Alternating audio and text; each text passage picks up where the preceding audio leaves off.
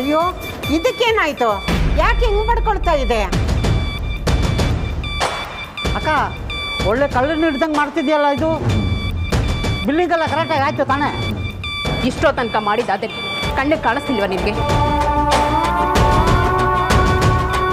Manager, ಏನು problem? ಯಾಕೆ sound ಬರ್ತಿದೆ? ಸಾರಿ ಮೇಡಮ್, ಒಂದೊಂದು ಸಾರಿ ಒಡವೆನ ಬಿಲ್ ಮಾಡಿಸ್ದೆ ಟ್ಯಾಗ್ ರಿಮೂವ್ ಮಾಡಿದ್ರೆ ತೊಗೊಂಡೋದ್ರೆ ಈ ರೀತಿ ಆಗುತ್ತೆ. ಬಿಲ್ಲಿಂಗ್ನಲ್ಲಿ ನೀವೇ ಇದ್ರಲ್ಲ, ನೀವೇ ನೋಡಿದ್ರಿ ತಾನೇ? ಖಂಡಿತ ಮೇಡಮ್, ನಾನೇ ಇದ್ದೆ. ಇರಲಿ, ನೀವು ಹೊರಡಿ. ಮೇಡಮ್, ನೀವು ನಿಂತ್ಕೊಳ್ಳಿ. ನಿಮ್ಮ ಬ್ಯಾಗ್ ಸ್ವಲ್ಪ ತೋರಿಸ್ತೀರಾ? ಚೆಕ್ ಮಾಡಬೇಕು. ನೋಡಿ, ಅದರಲ್ಲೇ ಏನೋ ಪ್ರಾಬ್ಲಮ್ ಇರಬೇಕು. ಸರಿಯಾಗಿ ಚೆಕ್ ಮಾಡಿ. ಇವಳು ಸಂಸ್ಕಾರವಂತರ ಮನೆ ಹುಡುಗಿ, ಹಾಗೆಲ್ಲ ಒಡವೆನ ಬ್ಯಾಗ್ನಲ್ಲಿ ತುಂಬಿಸ್ಕೊಂಡು ಹೋಗಳು ಅಂತ ಅನ್ಕೋಬೇಡಿ. ಸೈರನ್ ಆದಮೇಲೆ ನಾವು ನಮ್ಮ ಕೆಲಸ ಮಾಡಲೇಬೇಕಾಗುತ್ತೆ ಮೇಡಮ್. ಪ್ಲೀಸ್ ಕೋಆಪ್ರೇಟ್ ಮಾಡಿ. ಆಯ್ತಾಯ್ತು. ಅಮೂಲ್ಯ, ಅದೇನು ಅಂತ ತೋರಿಸು. ಇವ್ರಿಗೆ ಹೇಳಿದ್ರೆ ಅರ್ಥ ಆಗಲ್ಲ.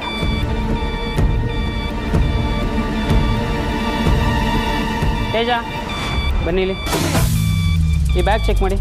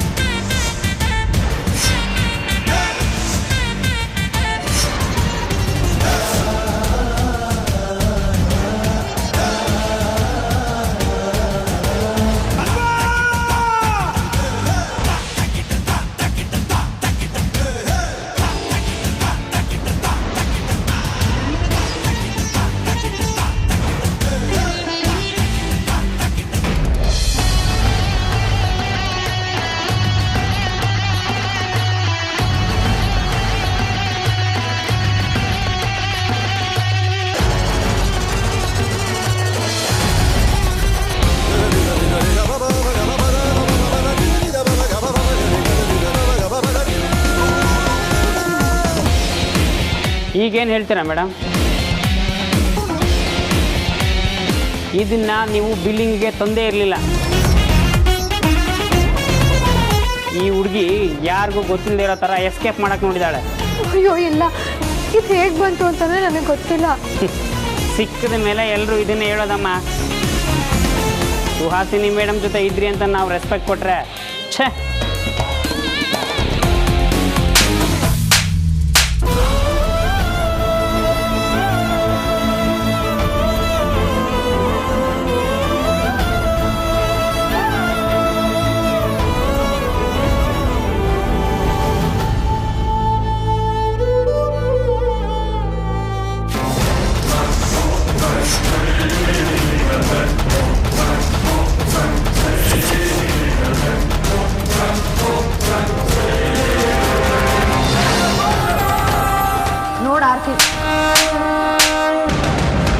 ಆರ್ತಿ, ಮುಚ್ಚೆ ಬಾಯಿ.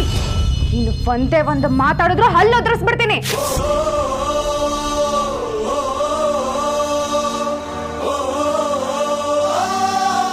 ಆರ್ತಿ ಮಾತಾಡಲ್ಲ. ಆರ್ತಿ ಪಾಪ. ಆರ್ತಿ ಯಾರು ಏನೇ ಮಾಡಿದ್ರು ಸಹಿಸ್ಕೋತಾಳೆ ಅಂತ ಅನ್ಕೊಂಡಿದ್ಯಾ? ವಿಕ್ಕಿ ಅವ್ರನ್ನ ಮದ್ವೆ ಮಾಡ್ಕೊಂಡು ಕರ್ಕೊಂಡು ಬಂದ್ಬಿಟ್ರೆ ಅದನ್ನ ಆರ್ತಿ ಒಪ್ಕೊಂಡು ಬಿಟ್ಕೊಟ್ಬಿಡ್ತಾಳೆ ಅನ್ನೋ ತಾನೇ ನಿನ್ ಪ್ಲಾನು? ಅದೇ ತಾನೇ ನಿನ್ ಮನ್ಸಲ್ಲಿ ಇದ್ದಿದ್ದು. ತಲೆ ತಗ್ಸೋ ಜಾಗದಲ್ಲಿ ಮಾತ್ರ ತಲೆ ತಗ್ಗಿಸ್ತೀನಿ. ತಲೆ ಮೇಲೆ ಒಡೆಯೋ ಸಂದರ್ಭ ಬಂದಾಗ್ಲೂ ನಾನು ಸುಮ್ಮನೆ ಇರ್ತೀನಿ ಅನ್ಕೋಬೇಡ.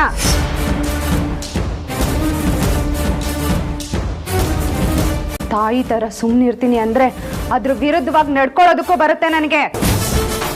ನನ್ನ ಬೆನ್ನಿಗೆ 3 ಜನ ತಂಗೀರ್ನ ಬೆಳೆಸಿದ್ದೀನಿ. ದಾನನೂ ಗೊತ್ತು, ದಂಡನೂ ಗೊತ್ತು. ನನ್ನ ತಂಗೀರ್ ಪಾಲಿಗೆ ನಾನು ಎಲ್ಲನೂ ಸಹಿಸ್ಕೊಳ್ಳೋ ಸೈಲೆಂಟ್ ಹುಡುಗಿನೇ. ಆದ್ರೆ ನಿನ್ನಂತವಳ ಪಾಲಿಗೆ ನಾನು ರಾಕ್ಷಸಿ.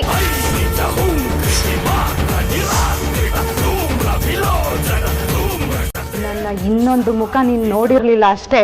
ಅವಾಗ್ಲಿಂದ ನೋಡ್ತಾನೆ ಇದೀನಿ, ಮಾತಾಡ್ತಾನೆ.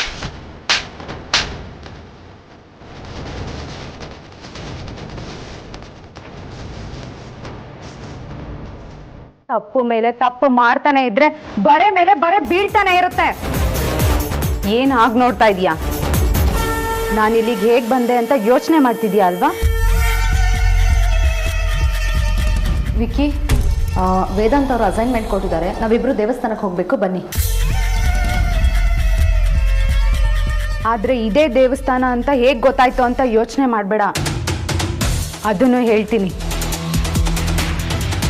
ನನಗೆ ನೀನು ಕ್ಯಾಬಿನಲ್ಲಿ ತೊದಲ್ದಾಗ್ಲೇ ಅನುಮಾನ ಬಂತು. ಅದಕ್ಕೆ ನಾನು ಆಮೇಲೆ ವಿಕ್ಕಿ ಅವ್ರಿಗೆ ಮೆಸೇಜ್ ಮಾಡಿದ್ದೆ. ಇವರು ನನ್ನ ಮೆಸೇಜ್ಗೆ ಇಮಿಡಿಯೇಟ್ ಆಗಿ ರಿಪ್ಲೈ ಮಾಡ್ತಾರೆ. ಇದ್ರ ಬಗ್ಗೆನೂ ರಿಪ್ಲೈ ಮಾಡಿದ್ರು. ಅರುಣಾಚಲೇಶ್ವರ ಸ್ವಾಮಿ ದೇವಸ್ಥಾನ ಅಂತ.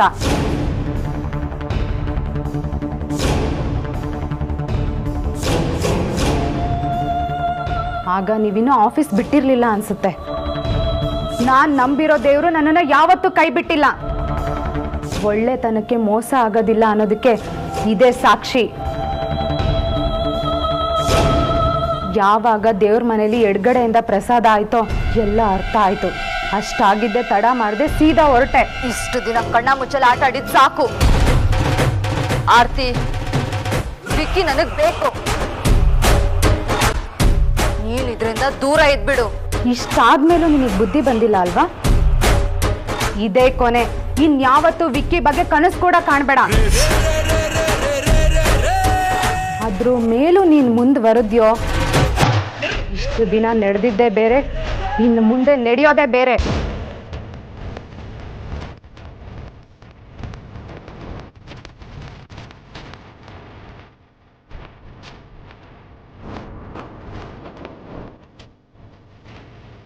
ಐ ಜಗದಂಬ ಕದಂಬ ಪನ ಪ್ರಿಯ ಪಾದ ಬಿಲಾ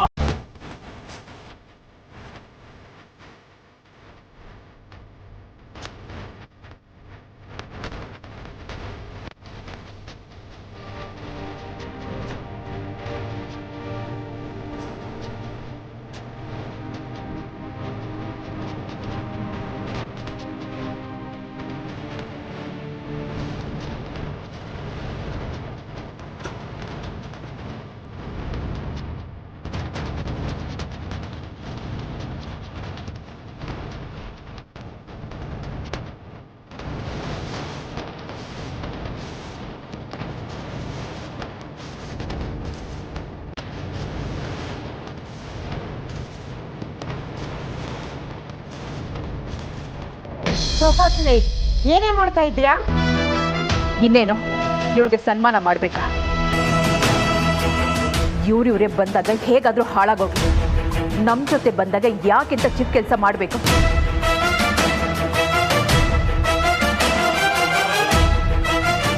ಇವ್ರಿಗೆಲ್ಲ ಮಾನ ಮರ್ಯಾದೆ ಅನ್ನೋದು ಲೆಕ್ಕಕ್ಕಿಲ್ಲದೆ ಇರ್ಬೋದು, ಆದರೆ ನಮಗಿದೆಯಲ್ಲ, ಹೀಗೆಲ್ಲ ಇವ್ರ ಮುಂದೆ ತಮ್ಗೆ ಅವಮಾನ ಆಗೋದು ಬೇಕಾ? ಸುಹಾಸಿನಿ, ಯಾವುದೇ ಆಗಲಿ ಯೋಚನೆ ಮಾಡಿ ಪರಿಶೀಲನೆ ಮಾಡಬೇಕು. ನೋಡಪ್ಪ, ಗೊತ್ತಿಲ್ಲದೆ ಆಗಿದೆ ಅನ್ಸುತ್ತೆ, ನಾವು ಹೊರಡ್ತೀವಿ. ನೀವು ಹೇಳೋದು ನಿಜಾನೇ ಮೇಡಮ್, ಆದರೆ ಇದು ಪರಿಶೀಲನೆ ಮಾಡಿದ ಮೇಲೆ ಗೊತ್ತಾಗಿರೋ ವಿಚಾರ ಅಲ್ವಾ? ಇವರು ವಜ್ರದ ಹಾರನ ಇಷ್ಟು ಸಲೀಸಾಗಿ ಎಸ್ಕೇಪ್ ಮಾಡಕ್ಕೆ ನೋಡ್ತಾರೆ ಅಂದರೆ ನಾವು ಹಾಗೆ ಕಳ್ಸೋಕ್ಕಾಗಲ್ಲ ಮೇಡಮ್, ರಿಪೋರ್ಟ್ ಮಾಡಲೇಬೇಕಾಗುತ್ತೆ. ಏನು ರಿಪೋರ್ಟು? ಯಾರಿಗೆ ರಿಪೋರ್ಟು? ಮೊದಲು ಓನರ್ಗೆ ಇನ್ಫಾರ್ಮ್ ಮಾಡಿ ನಂತರ ಪೊಲೀಸ್ನವ್ರಿಗೆ ರಿಪೋರ್ಟ್ ಮಾಡ್ತೀವಿ. ಆಮೇಲೆ ಅವ್ರು ಏನು ನಿರ್ಧಾರ ಮಾಡ್ತಾರೋ ಅವ್ರಿಗೆ ಬಿಟ್ಟಿದ್ದು. ಏನು ಪೊಲೀಸು ಗೀಲಿಸು? ನಮ್ಮ ಹುಡುಗಿ ಆ ಥರದವಳಲ್ಲ. ನಾನೇ ಹೇಳ್ತಾ ಇದ್ದೀನಲ್ಲ. ಈಗ ಎಲ್ಲರ ಮುಂದೆನೂ ಯಾವ ಥರದವರು ಅಂತ ಗೊತ್ತಾಯ್ತಲ್ಲ ಮೇಡಮ್. ನೋಡಿ, ನೀವು ಸುಮ್ಮನೆ ಏನೇನೋ ಮಾತಾಡಬೇಡಿ. ಇದರಲ್ಲಿ ಏನೋ ಷಡ್ಯಂತ್ರ ಇದೆ. ನಮ್ಮ ಹುಡುಗಿ ಬಗ್ಗೆ ನನಗೆ ಚೆನ್ನಾಗಿ ಗೊತ್ತು. ಷಡ್ಯಂತ್ರ ಖಂಡಿತ ಇದೆ, ಆದರೆ ಅದು ನಿಮ್ಮ ಹುಡುಗಿನೇ ಮಾಡಿರೋ ಷಡ್ಯಂತ್ರ. ಅಮ್ಮ, ದೊಡ್ಡ ಕಳ್ಳರ ವಂಶ ಇದು. ಎಲ್ರು ಹುಟ್ಟ ಕಳ್ಳರು.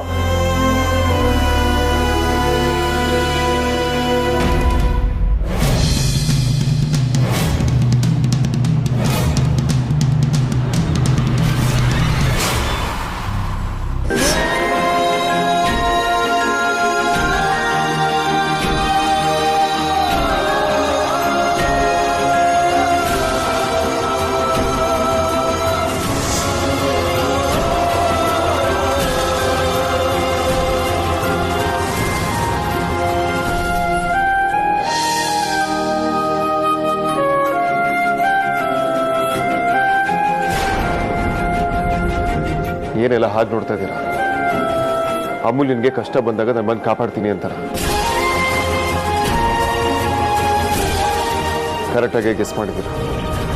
ನಾನು ಅದಕ್ಕೆ ಬಂದಿರೋದು.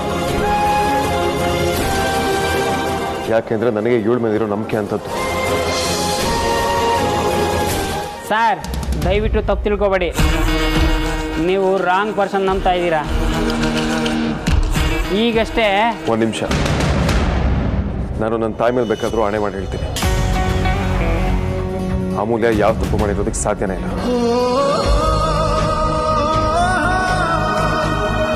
ಇವಳನ್ನ ಹಿಡಿದಿಟ್ಕೋತೀನಿ ಅಂತ ಹೇಳೋದಕ್ಕೆ ನೀವು ಯಾಕೆ? ಅದು ಯಾವುದೇ ಓನರ್ ಬಂದರೂ ವೇದನ್ ವಸಿಷ್ಠ ಹತ್ರ ಮಾತಾಡಿ ಅಂತ ಹೇಳಿ.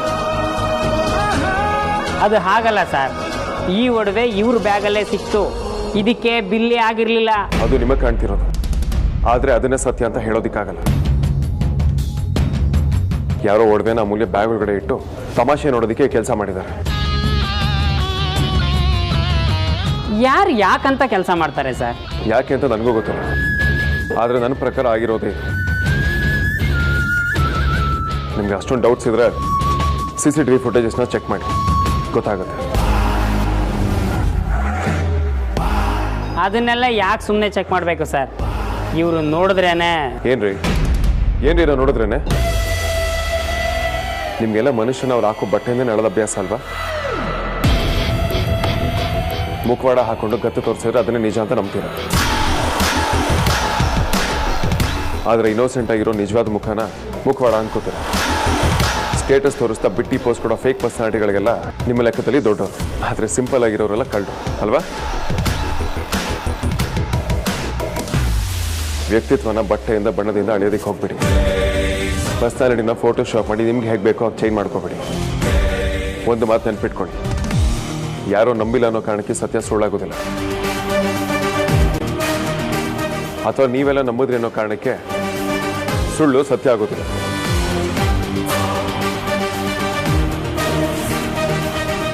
ಅಮೂಲ್ಯ ಏನು ಅಂತ ನೀವು ಯಾರೂ ಸರ್ಟಿಫಿಕೇಟ್ ಕೊಡೋ ಅವಶ್ಯಕತೆ ಇಲ್ಲ.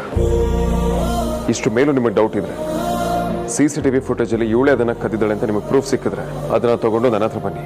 ಆಗ ನಾನು ಈ ಒಡವೆಗೆ ಎಷ್ಟು ದೊಡ್ಡ ಖರ್ಚಾಗುತ್ತೋ ಅದ್ರ 10ರಷ್ಟು ಕೊಟ್ಟು ಪಬ್ಲಿಕಲ್ಲಿ ಐ ಆಮ್ ಸಾರಿ ಅಂತ ಸ್ಟೇಟ್ಮೆಂಟ್ ಕೊಡ್ತೀನಿ.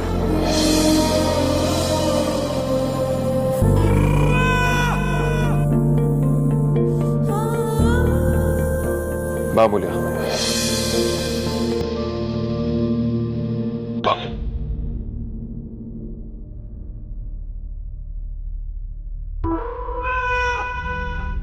ನಿನ್ನ ಜೊತೆ ನಾನಿದ್ದೀನಿ ಅಮೂಲ್ಯ, ತಲೆ ಕೆಡ್ಸ್ಕೊಬೇಡ.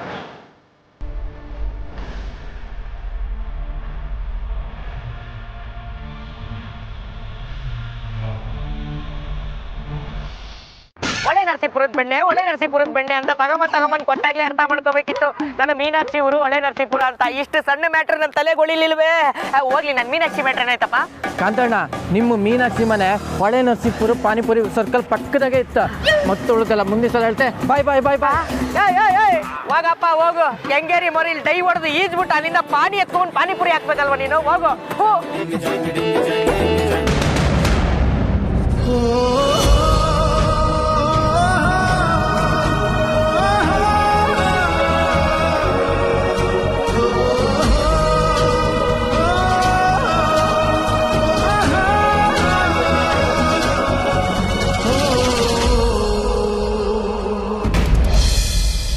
ಇವ್ರು ಯಾರು ಅಂತ ಗೊತ್ತಾ?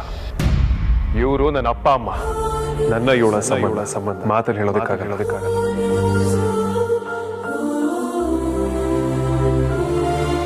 ನಾನು ನನ್ನ ತಾಯಿ ಮೇಲೆ ಬೇಕಾದ್ರೂ ಆಣೆ ಮಾಡಿ ಅಮೂಲ್ಯ ಯಾವ ತಪ್ಪು ಮಾಡಿರೋದಕ್ಕೆ ಸಾಧ್ಯನೇ.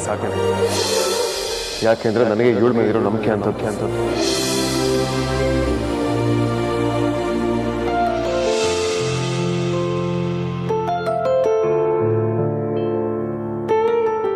ಯಾರೋ ಏನೋ ಹೇಳ್ತಾರೆ ಅಂತ ನೀನು ಯಾವ ತಲೆ ಕೆಡ್ಸ್ಕೊತಿದ್ಯಾ? ನೀನೇನು ಅಂತ ನಿನಗೆ ಗೊತ್ತಿಲ್ವಾ? ನೀನೇನು ಅಂತ ನಿನಗಷ್ಟೇ ಅಲ್ಲ, ನನಗೂ ಚೆನ್ನಾಗಿ ಗೊತ್ತಿಲ್ಲ. ಈಗ ಯಾಕೆ ಕಣ್ಣಲ್ಲಿ ನೀರು? ನೀನು ಇವ್ರುಗಳ ಮುಂದೆ ಡೌನ್ ಆಗೋ ಅಗತ್ಯನೇ ಇಲ್ಲ ಅಮೂಲ್ಯ. ಆಮತಿಯು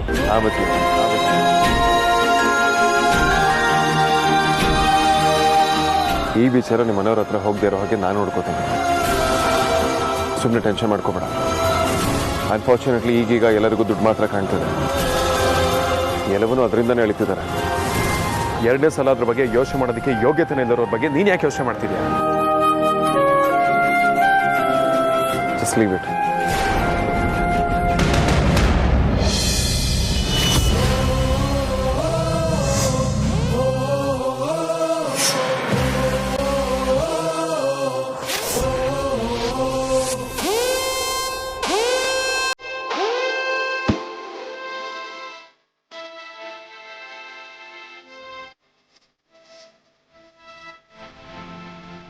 ನಾನು ನೋಡ್ತಿರೋದು ನಿಜಾನ? ಇವನು ಹುಡುಕಿ ಕೈ ಇಟ್ಕೊಂಡಿದ್ದಾನ?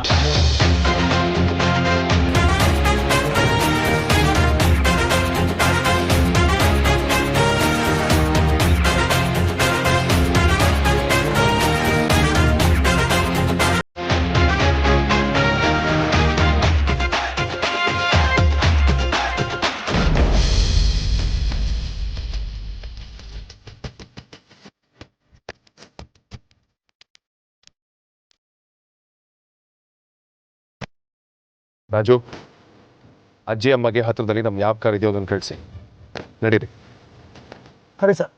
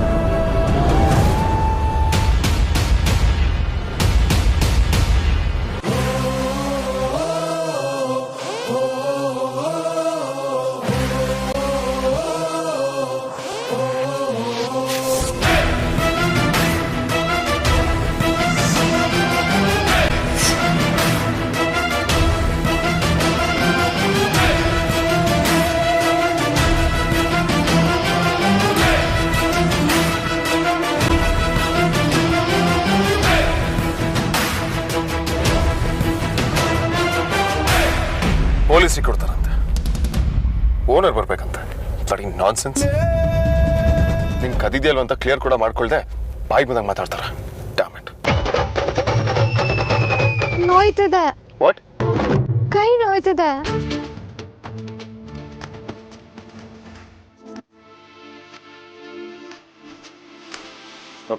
I'm sorry. I okay no? Actually ಅಲ್ಲಿ ನಾನು ಕೈ ಇಟ್ಕೊಂಡೆ ಬಂದಲ್ಲ, ಇನ್ನೂ ಅದೇ ಫೀಲಲ್ಲಿದ್ದೆ. ನಾನು ಇನ್ನು ಹೇಳ್ಕೊಂಡು ಬಂದಿರಲಿಲ್ಲ ಅಂದರೆ ಅವ್ರು ಇನ್ನೂ ಕತೆ ಕಟ್ತಿದ್ರು. ಆ ಟೆನ್ಷನಲ್ಲಿ ಕೈ ಹಿಡ್ಕೊಂಡಿದ್ದೇನ ಮರ್ತ್ಬಿಟ್ಟೆ. ಆಯ್ತು, ಪರವಾಗಿಲ್ಲ. ಯಾಕೆ ನಗ್ತಿದ್ದೀರಾ? ಯಾವಾಗಲೂ ಕಿರ್ಚಾಡೋಳು ಸಡನ್ ಆಗಿ ಸೈಲೆಂಟ್ ಆದ್ರೆ ನಗು ಬರುತ್ತೆ. ಕಾಮಿಡಿ ಅನ್ಸುತ್ತೆ. ನಾನೆಲ್ಲಿ ಸೈಲೆಂಟ್ ಆದೆ? ಮಾತಾಡ್ತಾನೆ ಇದ್ದೀನಲ್ಲ. ರೋಪ್ ಹಾಕಿ ಮಾತಾಡೋಳು ಸಿಂಪಲ್ ಆಗಿ ಸಾಫ್ಟ್ ಆಗಿ ಪರವಾಗಿಲ್ಲ ಅಂತಲ್ಲ, ಅದು ನೋಡಿ ನಗು ಬಂತು. ನಾವು ಯಾವಾಗಲೂ ನಮ್ಮ ಕ್ಯಾರೆಕ್ಟರಲ್ಲಿ ಇರಬೇಕು. ವ್ಯತ್ಯಾಸ ಆದರೆ ಚೆನ್ನಾಗಿರೋದಿಲ್ಲ. ಎಕ್ಸ್ಕ್ಯೂಸ್ ಮೀ, ನೀನು ಯಾಕೆ ನಗ್ತಿದ್ಯಾ? ಪಾರ್ಕಲ್ಲಿ ನಡೆದಿದ್ದು ನೆನ್ಸ್ಕೊಂಡು ನಗು ಬಂತು.